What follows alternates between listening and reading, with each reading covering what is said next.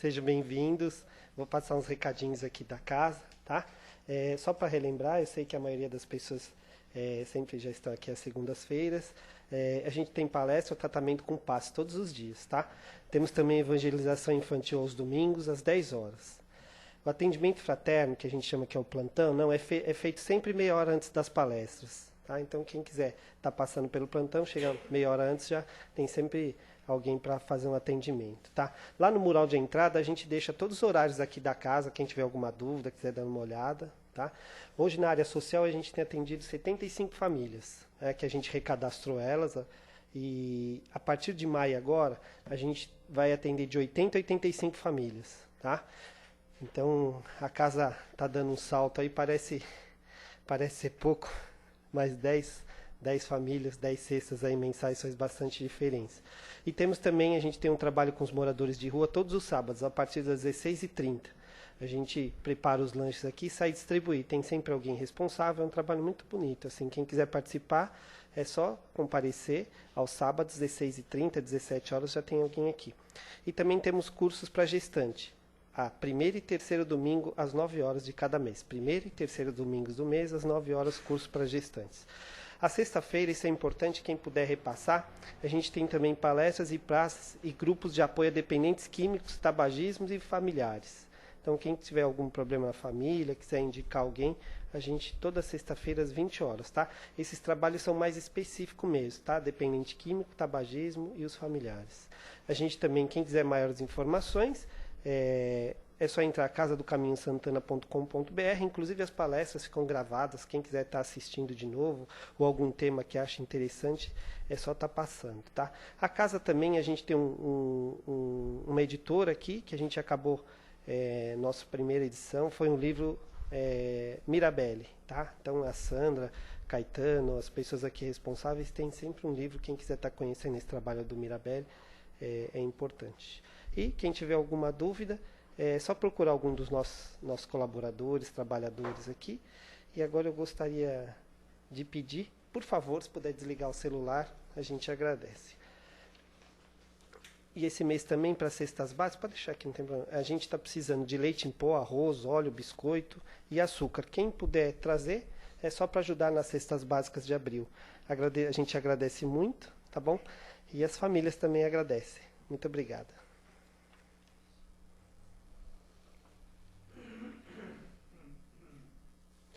Então, aproveitar, meus amigos, meus irmãos, que a gente possa fechar nossos olhos um pouquinho, que a gente possa erguer nosso coração a Jesus, e com o seu amor, com a sua paz, com a sua esperança, com a sua misericórdia, que Ele possa nos olhar e, quem sabe aqui, receber o tratamento necessário ao nosso espírito, ao nosso corpo, que esses momentos que passamos aqui possa ser um momento de sereno, um momento de paz, que possamos, enfim, Pai, receber uma semente de esperança, de luz, e com a Tua paz, com o Teu amor, com a Tua misericórdia, a gente consiga sair daqui um pouquinho melhor. Que possamos, enfim, Jesus, receber todo o alimento necessário, para quem sabe um dia, Pai, estar juntos de Ti, e esse alimento é conhecimento, esse alimento é evolução. Enfim, Jesus, que o Senhor possa nos abençoar nesses trabalhos e agradecer a todos esses amigos que aqui estão. Muito obrigado.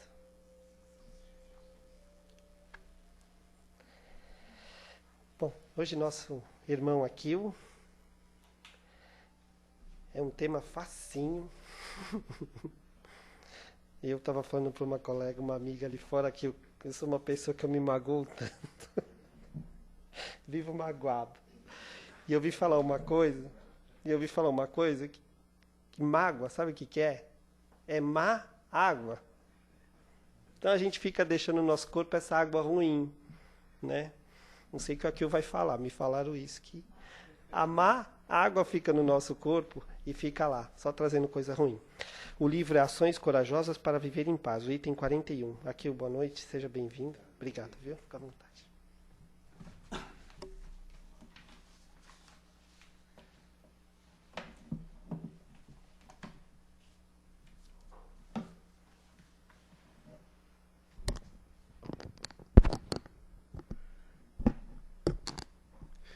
Minhas queridas amigas, meus queridos amigos, mais uma vez, muito boa noite a todos. Aos nossos amigos internautas também, o nosso abraço fraternal. Muita alegria, felicidade, nós estamos aqui juntos.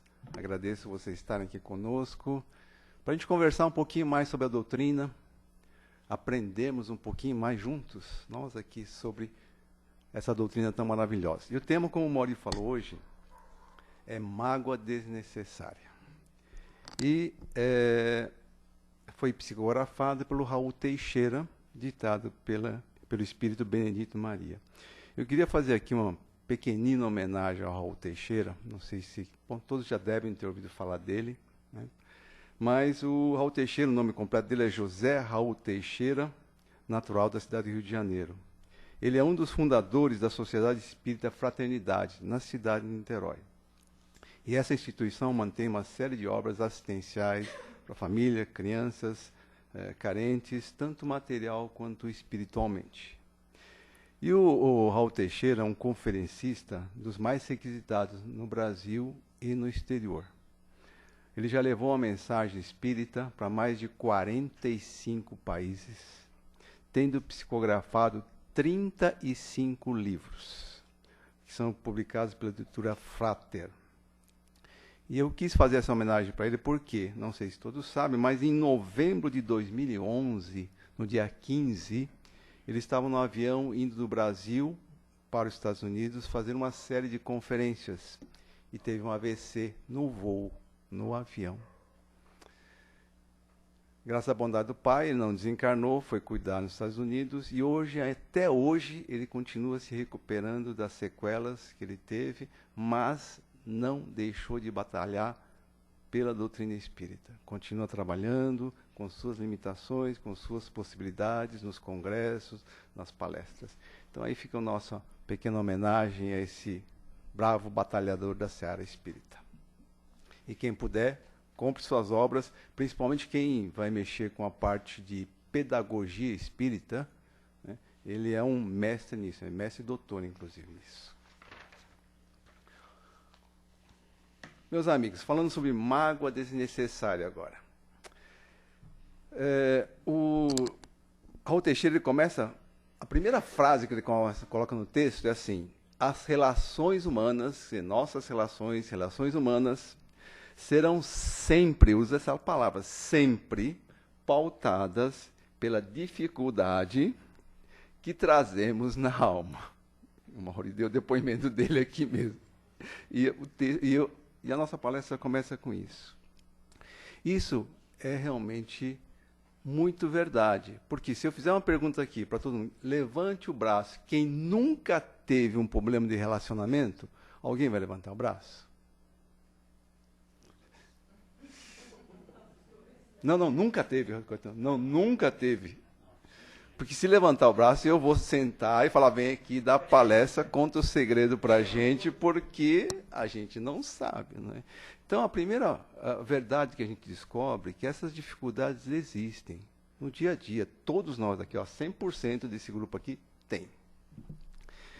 E ele fala aqui, alma. Eu só vou lembrar aqui um pouquinho, acho que todo mundo deve saber, mas não custa a gente lembrar. A diferença entre alma e espírito, muitas pessoas perguntam, né? Principalmente quem não estudou a fundo, um pouquinho a fundo a doutrina, fica confuso. Quando é alma, quando é espírito? É a mesma coisa, pessoal. Alguns escritores chamam de alma quando o espírito está encarnado. Nós aqui, quando encarnados, temos alma. Quando desencarnamos, é espírito. Mas eles não se mudam, são a mesma coisa. Só uma nomenclatura que é diferente. Né? Alma de nós aqui encarnados.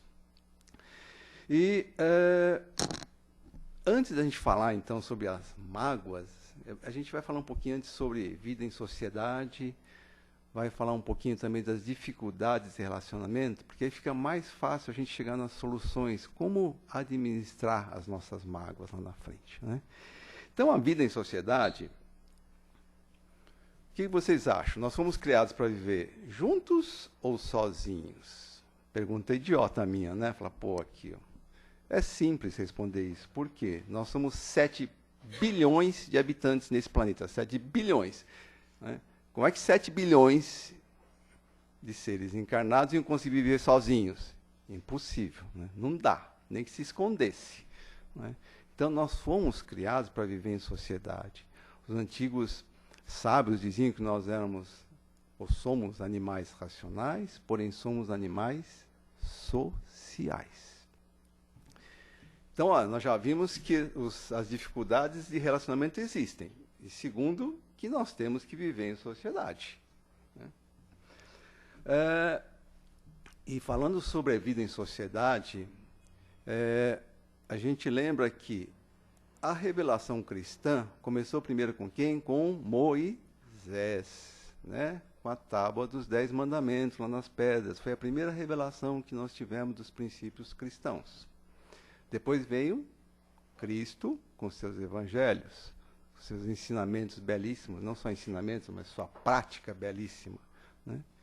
E depois vieram as revelações dos espíritos superiores através da codificação do Kardec.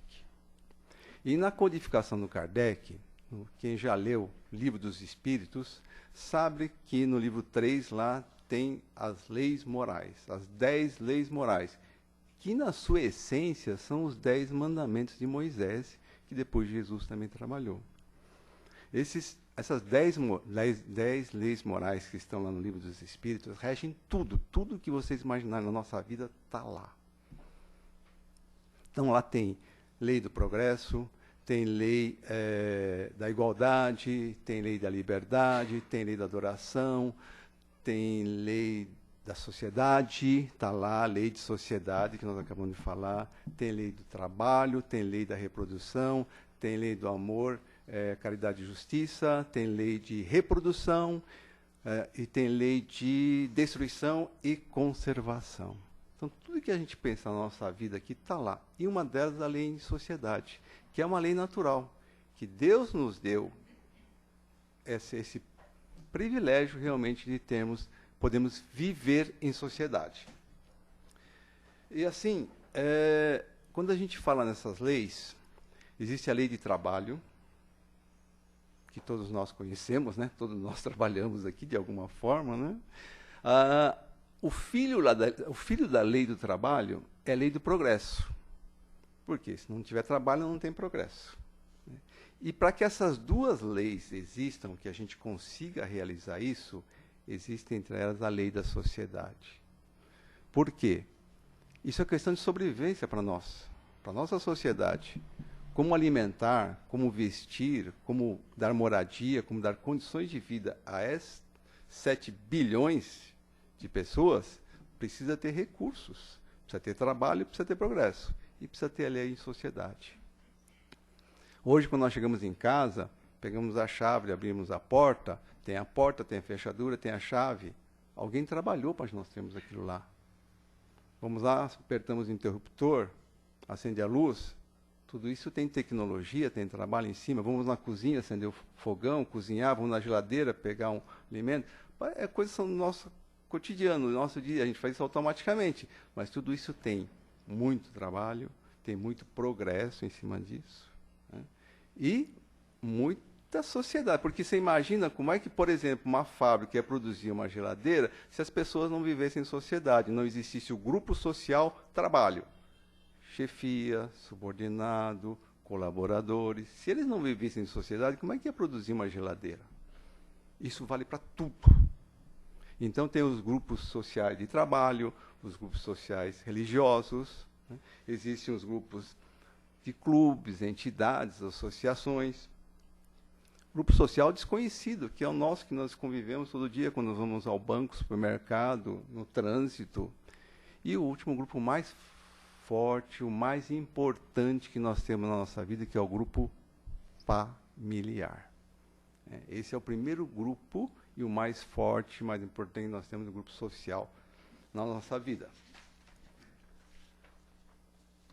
Bom, aí a gente já viu que viver em sociedade é uma questão de necessidade, é uma questão de sobrevivência e uma lei natural de Deus. Tá? A gente falou assim, bem resumidamente isso daí. Agora, se a gente tem que viver em sociedade, isso é imprescindível para nós, por que existe tanta dificuldade? Aí vamos partir para um outro capítulo, né? Por que existem as dificuldades no nosso relacionamento? Em todos esses grupos que nós falamos, existem as dificuldades. Nós já falamos que nós somos 7 bilhões de encarnados. E quantos existem iguais? Nenhum. Nem gêmeos univitelinos são iguais. São iguais na aparência física, mas na sua essência, no seu espírito, na sua alma, são diferentes e algumas vezes totalmente diferentes. Então vocês já começam a ver o primeiro ponto para as nossas dificuldades de relacionamento. Nós somos 7 bilhões, cada um de um jeito. Cada um pensa de uma forma. Isso não é ruim, não. Isso é muito bom. A gente vai ver por quê. No Livro dos Espíritos, na pergunta 79, os espíritos superiores falam: os espíritos são a individualização do princípio inteligente. Os espíritos, as nossas almas. Como os corpos são a individualização do princípio material. Isso é, cada um de nós é um espírito independente, individual. Todos nós nascemos iguais, simples e ignorantes. Aí cada um vai trilhar o seu caminho. Cada um tem a sua individualidade. 7 bilhões, cada um tem a sua individualidade. Daí começa a surgir a resposta, né? Por que dessas dificuldades de relacionamento? Na questão 96, no Livro dos Espíritos, Kardec pergunta para eles: os espíritos são iguais ou há entre eles alguma hierarquia? E eles respondem: os espíritos são de diferentes ordens, de acordo com o grau de evolução, de perfeição que chegaram. Eureka! E a gente já descobriu por que nós somos tão diferentes. Por que nós temos tantas dificuldades de relacionamento. Cada um de nós aqui está num patamar de evolução. Não tem dois iguais.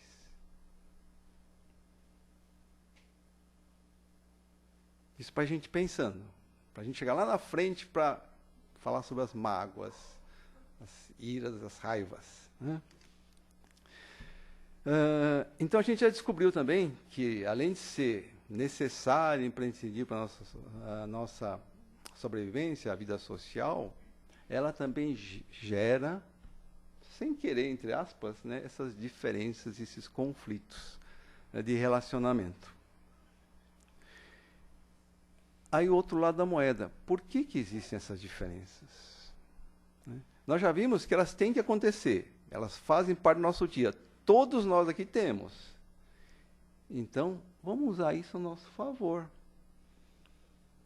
Vamos aprender e vamos evoluir, progredir com essas dificuldades.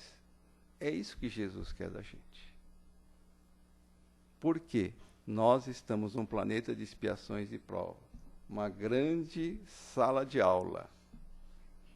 E as pessoas difíceis que nós temos na frente, sejam família, trabalho, social, até na rua, são os nossos professores. Porque uma coisa, a gente vinha aqui, ouvir a palestra bonitinho, ler um bom livro, né? Assistir às aulas de doutrina espírita, né? Assistir palestra e tudo mais. E a hora que sai lá na rua? É a hora que volta para casa com a família. É ali que a gente vai ter que exercitar, ali que a gente vai ter que pôr em prática tudo que aprendeu. Mas essa é uma oportunidade maravilhosa que o Pai nos dá.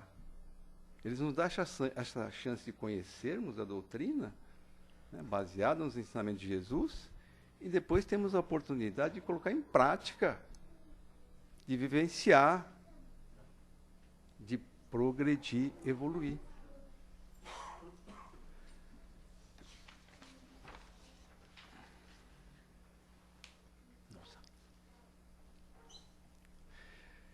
E o Pai também nos deu um grande presente. Quem já estudou a doutrina sabe que nós evoluímos, regredimos? Nunca. Graças a Deus. O Pai nos deu esse presente, essa benesse para nós.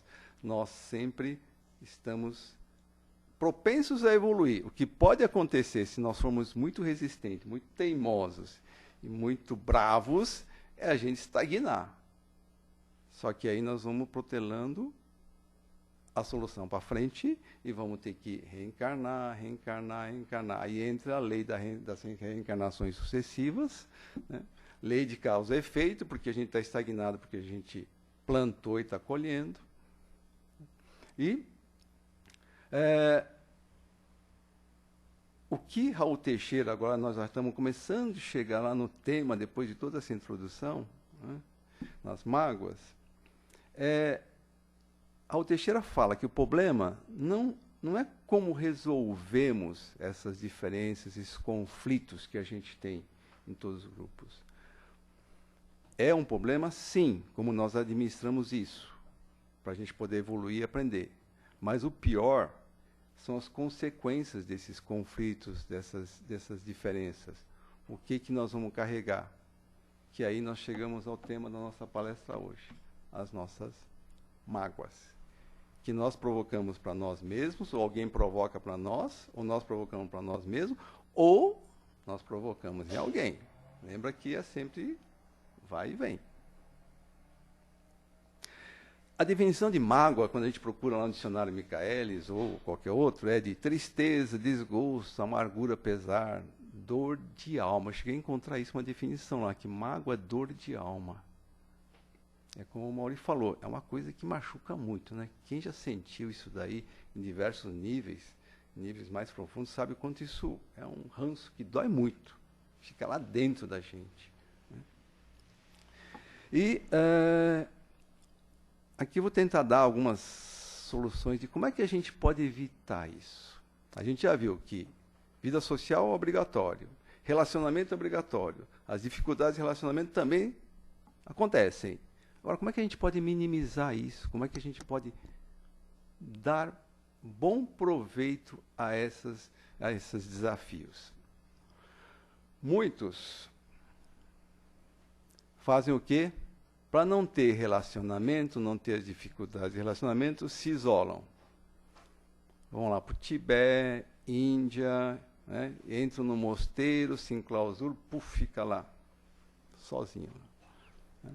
Outros viram eremitas, né? Botam a mochila nas costas quando tem alguma coisa, começam a caminhar e vão sozinhos. Largam tudo, família, amigos, trabalho, tudo, e vão embora.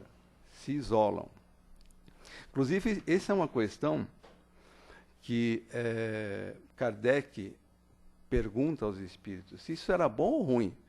É bom de um lado, porque a pessoa sozinha não briga com ninguém, não tem problemas de relacionamento. Né? Tudo aquilo que nós falamos até agora, não tem, porque está sozinho. Mas tem, pessoal. Ele esquece que ele pode brigar com ele mesmo, que é pior, consigo mesmo. E o Kardec ainda recebe a resposta dos espíritos. As pessoas que assim se comportam são duplamente egoístas. Sabe por que duplamente? Primeiro, que vão contra uma lei natural de Jesus, que é a lei de sociedade, que nós temos que viver em sociedade. Então não tem família, não tem amigos, não tem trabalho, não tem nada. E segundo, deixam de fazer o bem.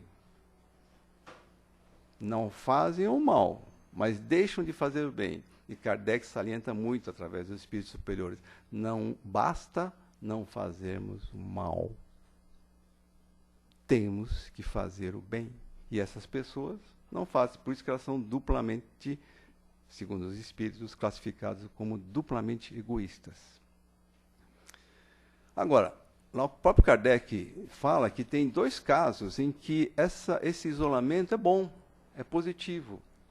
É só a gente lembrar de Paulo de Tarso. Quem já leu Paulo Estevão aqui sabe que o Paulo se recolhe no deserto durante vários meses e ali ele fica pensando e desenvolvendo tudo aquilo que ele tem que aprender, que aprendeu, tudo aquilo que vai colocar na vida. Então ele está lá e mais tarde ele vai se tornar Paulo o apóstolo, né? E o escritor de muitos dos evangelhos de Jesus. Mas, nesse caso, o retiro dele foi positivo, porque ele estava produzindo.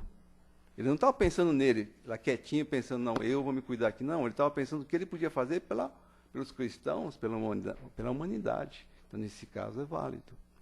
E tem um outro caso também. Quem conhece aqui Médicos Sem Fronteira? Essa organização de médicos, né? Quantas enfermeiras, médicos não largam família, trabalho bom no hospital chique, amigos, tudo, e vão lá trabalhar na África, né, no Iraque, onde tem as guerras, inclusive muitos desencarnam lá. Nesse caso, Kardec recebe a resposta dos espíritos, que é altamente positivo, porque eles estão se isolando, que dói se isolar, mas eles estão se doando por uma causa nobre. Então, nesses casos, é válido. Né? O Augusto Cury, não sei se alguém conhece, ele fala uma frase muito bonita, que sobre a solidão não superada deprime a nossa emoção, asfixia a nossa inteligência, dissipa o nosso sentido existencial. Um pobre com amigos é muito, muito mais rico do que o mais rico solitário. Bacana, né? Para a gente pensar. Um outro meio da gente evitar as mágoas e não ter problemas de relacionamento é aquilo que aparece lá no livro também, mas no filme Nosso Lar. Vocês lembram quando o Lísias está lá com o André Luiz e tem um outro doente, e aí ele vive reclamando, falando, discutindo, reclamando. Aí o Lísias vai lá e dá água para ele e fala, olha, você fica com essa água na boca. E não joga fora, fica quietinho com a boca cheia d'água. Por quê? Para ele parar de falar, de reclamar, de xingar. Então ele fica lá. Isso vale para nós, viu, pessoal? Por incrível que pareça.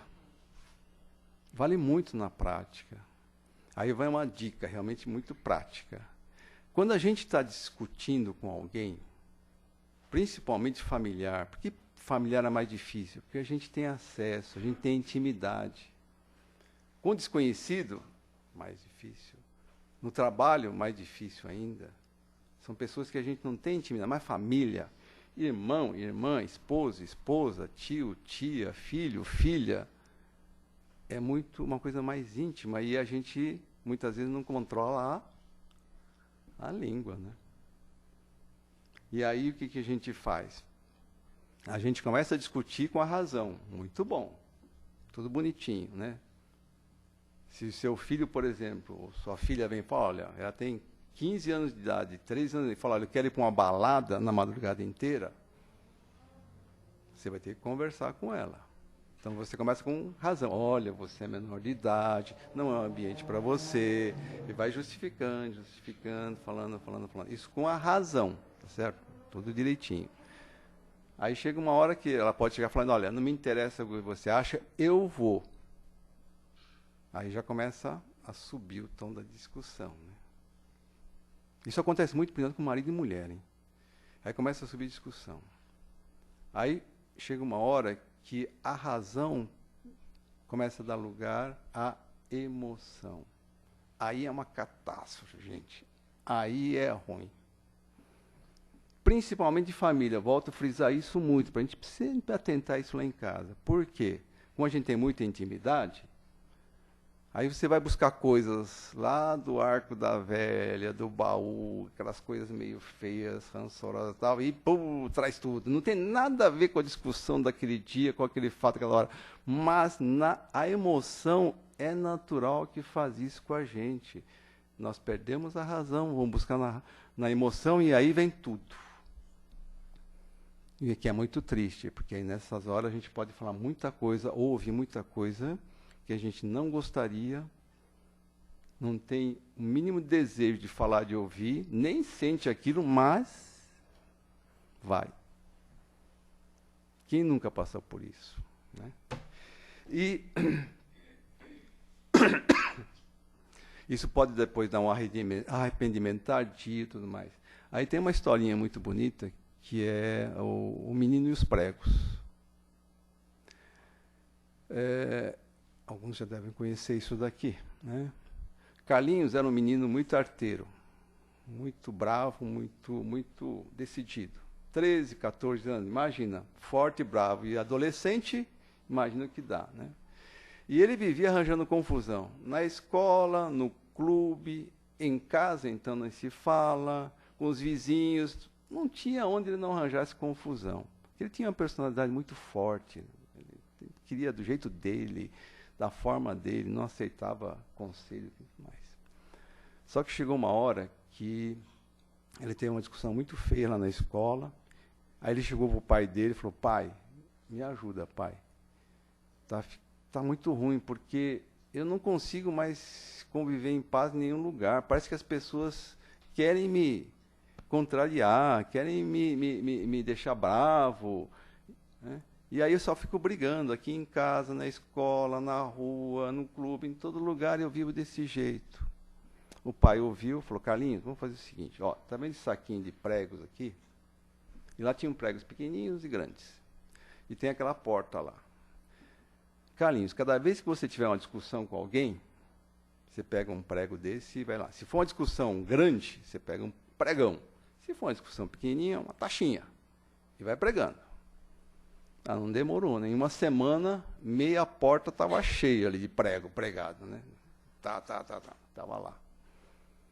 Aí quando o Carlinhos viu aquilo, ele falou: nossa, ele começou a lembrar: ah, esse pregão, briguei com a professora, esse preguinho, discuti com o meu vizinho, esse daqui com a minha colega. Ele falou: nossa, o negócio está feio.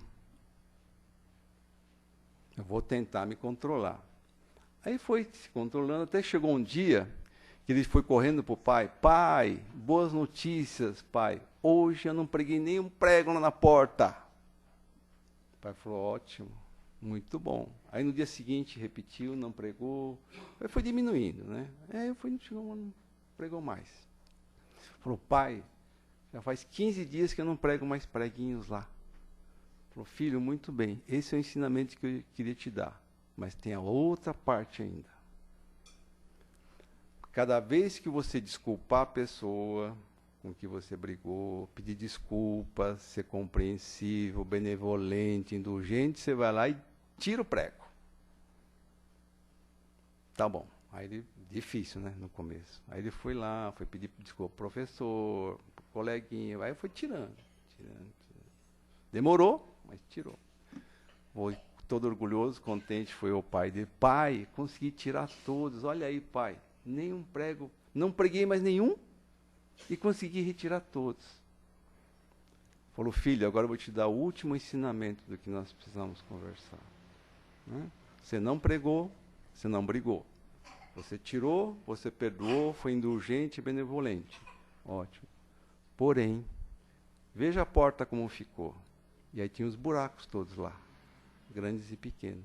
Falou: essas são as cicatrizes, as mágoas que ficam nas discussões, nos conflitos, nas divergências de relacionamento. Então, filho, a última lição: o melhor é não pregar pregos.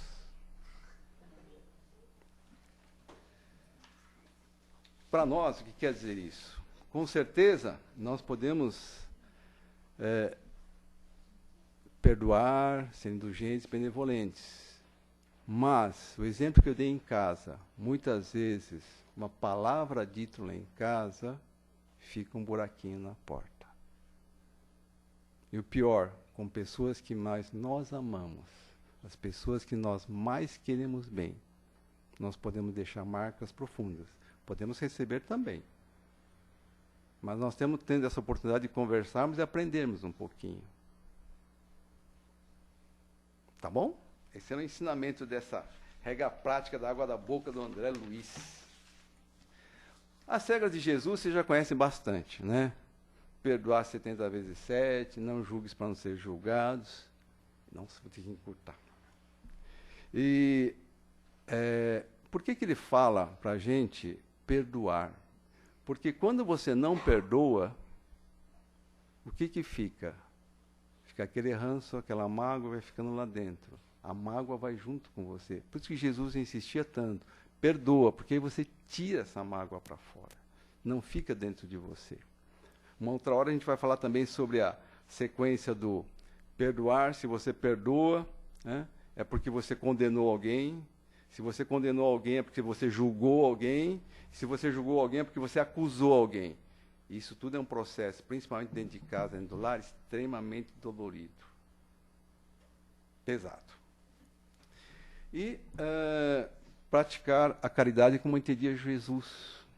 Alguns escritores dizem que Jesus não falava a palavra caridade, porque o povo da época não entendia o que era caridade. Não tinha nem noção disso. Então Jesus responde, no Livro dos Espíritos tem essa resposta, na 886, qual o verdadeiro sentido da palavra caridade como a entendia Jesus? Os Espíritos Superiores respondem, benevolência, indulgência e perdão. Ser bom para com todos, ser indulgente para com os defeitos dos outros e perdoar sempre. Essa é a definição que Jesus dava à caridade. Isso fecha um pouco tudo que nós falamos até agora. Eu vou acelerar, meu amor, desculpa. Bom, no final do texto, o Raul Teixeira, então, fala, cabe a cada um de nós procurar resolver os mal entendidos, chateações e mágoas, com os recursos disponíveis do diálogo, do entendimento, da desculpa e do perdão. Afinal, se outros nos magoam, de nossa parte, nós também acabamos magoando a um e outro algumas vezes. Assim pensando, podemos concluir ser uma grande perda de tempo e um sofrimento dispensável o armazenamento de sentimentos como a mágoa ou a raiva no coração. Aí ele fecha. E para encerrar, eu vou contar aqui uma pequenina fábula. O Vladimir já conhece. Ele estava na quarta-feira na outra palestra. Ele é meu incentivador, ele vem estar sempre. A fábula é do pernilongo e do vagalume. Me falaram que ela tem origem no Vietnã e que é contada lá nas escolas. Né? O pernilongo e o vagalume. O pernilongo, como está em moda aqui a dengue, eu chamei, e aí fui eu que dei o nome de denguito. É o pernilongo, denguito e o vagalume. Denguito e o vagalume. Então toda a fábula começa gostosa, né? Era uma vez um pernilongo de nome denguito e um vagalume. Eles moravam vizinhos. Não se davam muito bem, que o denguito era meio nariz, meio biquinho empinado, um pouquinho orgulhoso, prepotente, né? E um dia, denguito e vagalume se encontraram, né? E o denguito, o pernilongo, estava muito chateado. Aí o vagalume chegou e falou, denguito, por que você está tão chateado assim? Ixi, vagalume, eu estou chateado, sabe por quê? As pessoas, nós, né, não reconhecem o meu valor. Elas são tão ingratas, não me agradecem tudo que eu faço por elas. O vagalume só olhando para o denguito, né? O que ele vai falar? Aí o denguito fala, o pernilongo, por exemplo, com as minhas picadas, eu testo a paciência das pessoas, eu ajudo elas a desenvolver a paciência. E, para que elas não durmam demais, porque o ser humano dorme muito, que é só descansar, dormir, eu vou lá e ajudo para elas não dormirem. Eu vou lá, pico o nariz, a orelha, a testa, eu acordo as pessoas. E quando as pessoas estão muito sozinhas, se sentem isoladas, não tem ninguém perto, eu vou lá e faço aquele meu cantar, não é muito agradável, mas faz a cor, aquele zum, fico voando em volta, e as pessoas sabem que então não estão sozinhas, que elas têm uma companhia. Você vê, vagalume, quanta coisa eu faço pelas pessoas e elas não me reconhecem? O vagalume só olhando para ele assim, né? Aí ele fala, meu querido denguito, você faz todas essas coisas, mas me desculpe, eu vou dizer a verdade para você. Mas é por puro egoísmo e orgulho. Primeiro, você pica as pessoas para encher a sua barriga. Você está com fome, você vai lá se alimentar. Não é? Segundo, você faz barulho e fica rodando as pessoas para brincar. Porque as pessoas querem dormir e descansar, e você vai lá atrapalhar, fica acordando todo mundo toda hora. Então, você faz tudo para você, por orgulho e por ambição. Mas eu esqueci de falar aqui. Quando o vagalume fala todas aquelas coisas, desculpe, quando o Denguito, o Pernilongo, fala todas aquelas coisas, né, do que ele fazia para os seres humanos, o vagalume não brigou com ele, porque ele lembrou do conselho do André Luiz, encheu a boca d'água, ficou quietinho para não brigar com o Pernilongo. Né?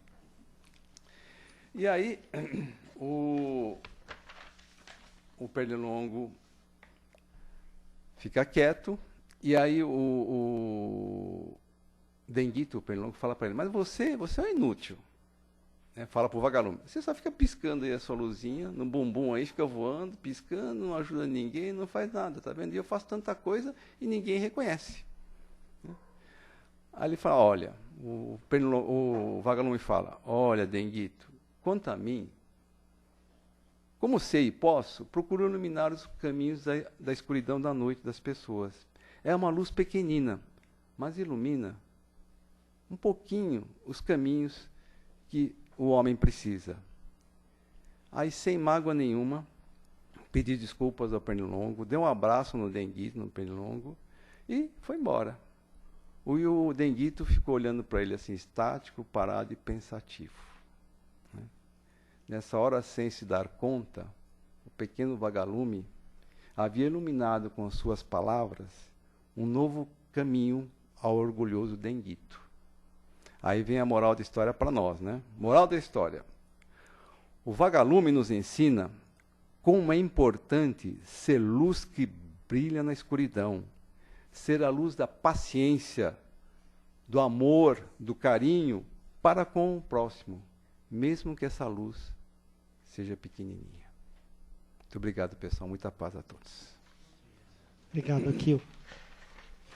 Agora a gente precisa saber se a gente quer ser vagalume ou quer ser o Denguito. Denguito. A escolha é nossa, né? Livre-arbítrio, pessoal. Akio, muito obrigado. Só um minutinho que a gente vai passar para as perguntas. A gente está um pouquinho, mas estão abertas as perguntas. Alguém gostaria de falar alguma coisa sobre o tema? Com alguma dúvida? Só um minutinho, por favor. Boa noite. Não é bem uma pergunta, mas é um ponto de vista. Me corrija se eu estiver errada. Voltando na questão que você falou do recolhimento, né, pessoal, assim, da gente... Enfim, eu li um livro uma vez de uma monge budista e ela ficou 12 anos isolada numa montanha no Tibete. E aí fizeram a mesma questão para ela. Mas você não estava fugindo? Você não estava sendo egoísta? E aí ela falou assim, não, porque eu estava comigo mesma, brigando com os meus monstros e tentando a minha melhoria. Então, assim, eu achei esse ponto de vista bem bonito e diferente, mais ou menos. Eu não sei assim, se eu entendi mal, mas eu não achei isso egoísta, porque ela estava evoluindo espiritualmente dentro dos conceitos religiosos que são acreditados por ela, né? E a meditação. Então, ela falou assim, que foi um momento muito importante que ela teve na vida dela, né? Porque ela teve um nível de conhecimento muito grande no qual ela depois pôde botar em prática a iluminação também para outras pessoas. Não é errado, assim. Tipo, é que eu não sei se eu não entendi o que você quis dizer. Tá. Obrigado, Thalita. Obrigada. Essa resposta que eu dei do duplo egoísmo não é minha, não. Está lá no livro dos Espíritos para o Kardec. E por que eles falam isso? No caso dessa monja, não está errado ela buscar autoconhecimento, porque faz parte, nós já temos outra palestra aqui sobre reforma íntima, né? Nós sabemos disso. Precisa ir. Algumas pessoas levam 1 ano, outras 5, outras 10, outras 12. O que ele coloca que está errado é aquela pessoa que faz isso na sua existência toda. Ela é o quê? Para fazer o bem, ela se tornou inútil. Inútil. Se ela ficasse a vida toda lá, desde a infância até desencarnar, o que ela fez de bem? Agora, no caso dela é positivo, porque se ela voltou depois de 12 anos e foi trabalhar, foi se dedicar à caridade, se encontrou, se tornou menos egoísta, mas ótimo, muito bom. É deixar de fazer o bem, aí é ruim. Ao próximo. Pode dar o microfone, pode dar. Ah, mas um período. Não, um período.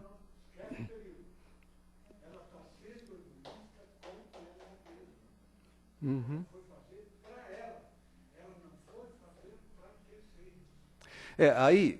Como eu falei no começo, nós somos todos espíritos individuais, lembra que eu falei? Cada um tem uma história. Nesse caso, nós não conhecemos a história dela. Talvez ela indo para lá, ela tenha deixado de cometer muitos males maiores que poderia ter cometido. Nós não sabemos. Por isso que é difícil julgar individualmente. Cada um tem. Vocês veem como é um exemplo prático de relacionamento, nós estamos falando de uma outra pessoa, hein? E já é difícil, imagina, no nosso círculo. Mas você tem razão. Se fosse alguma coisa só para ela esqueceu de tudo, largou os filhos, é mal. Agora, se ela foi para lá porque ela podia cometer uma ação muito pior, ser muito agressiva, aí a gente não sabe, não dá para, vamos não julgar, e não já para julgar, né? Mas deu para entender a explicação, Thalita? Por que era duplo egoísmo? É quando a gente deixa de fazer o bem. Aqui eu tenho uma pergunta do nosso irmão Lourenço, do Lourenço e da Maria Léa, lá de São Luís. Faz tempo que a gente não vê ele, está te cumprimentando, te dando boa noite, está mandando um abraço a todos. Ele está pedindo para você explicar.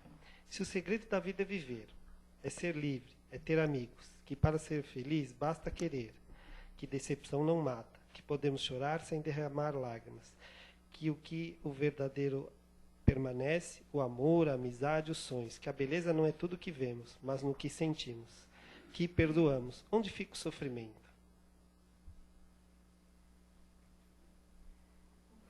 Lourenço, boa noite, obrigado. Ele é sempre poeta. Ele é poeta, ele já quase deu uma palestra nessa frase que ele deu, né? Muito bonito. O sofrimento, né, ele vem sempre. Quem aqui nunca sofreu? Ninguém levanta um braço, né? O sofrimento, ele vem para nós, né, com uma forma de aprendizado, uma forma de evolução. Nós podemos interferir nisso, sim, com o nosso livre-arbítrio, nós podemos minimizar ou aumentar essa intensidade das dores e do sofrimento. Mas se acontecer, e a gente sabe que acontece, nós já vimos isso, vamos usá-lo a nosso favor. Tudo que a gente não pode evitar e acontece, vamos usar a nosso favor. Então, se está acontecendo uma dor, eu estou doente agora, estou com uma úlcera de estômago. Por que eu estou aqui com uma úlcera de estômago? O que eu preciso aprender com isso? Puxa, eu sou nervoso pra caramba na empresa, sou nervoso pra caramba em casa, não me alimento direito, só como porcaria, bebo e fumo. O que essa úlcera está me ensinando? Para de beber, para de fumar, come direito, seja mais tranquilo.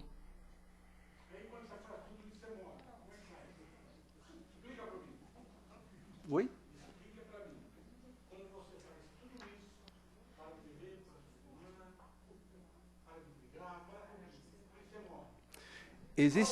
Existem duas fatalidades na doutrina espírita. Fatalidades. Tá? É o plano que você faz de encarnação, que você vem para cá, que você escreveu lá em cima e vem para cá. E o segundo, momento do seu desencarne. Isso a gente não sabe, isso é fatalidade. São as duas únicas fatalidades que existem na doutrina espírita. O resto, não existe fatalidade. Obrigado, Akio. Obrigado, vamos ter que encerrar. Obrigado, pessoal. A gente estendeu um pouquinho. Obrigado, viu, Akio?